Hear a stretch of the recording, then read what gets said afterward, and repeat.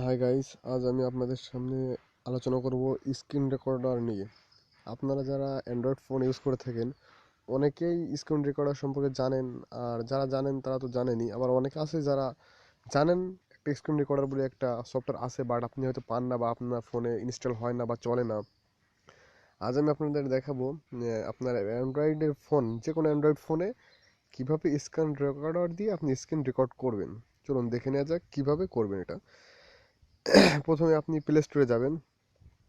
না, sorry, play store থেকে download করলে হবে বা অন্য এনি যে কোনো জায়গা থেকে ডাউনলোড করলে হবে।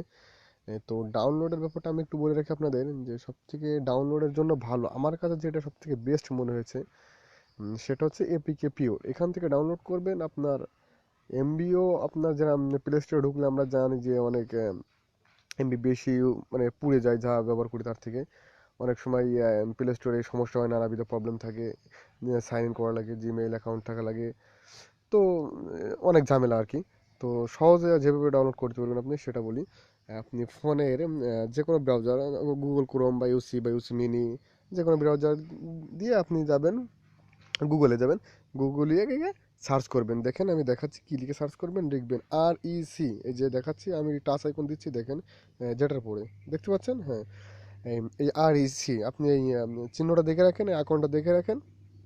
সেম এটাই ডাউনলোড করবেন, এটাই বেস্ট। অন্য অনেক আছে, আমার কাছে অনেক স্ক্রিন রেকর্ডার আছে, বাট সবচেয়ে চলে না, আর ফোন রুট থাকা লাগে, নানাবিধ প্রবলেম। বাট এটা ফোন রুট থাকার প্রয়োজন নেই, ফোন অ্যান্ড্রয়েড ফোন হলেই চলবে। হ্যাঁ দেখুন, এই REC আপনি লিখে লিখে গুগলে গিয়ে লিখে সার্চ দিবেন REC স্ক্রিন রেকর্ডার এপিকে।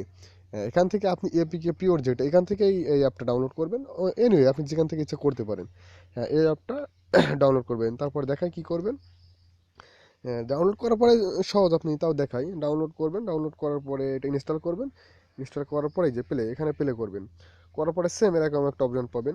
এই যে আপনি এখানে এমবিপিএস দেখছেন অন, যেখানে আপনার লাল চিহ্নটা রয়েছে, ওটা আপনি 8 থাকবে, ওখানে আপনি 1 করতে পারবেন বা 8 রাখতে পারবেন।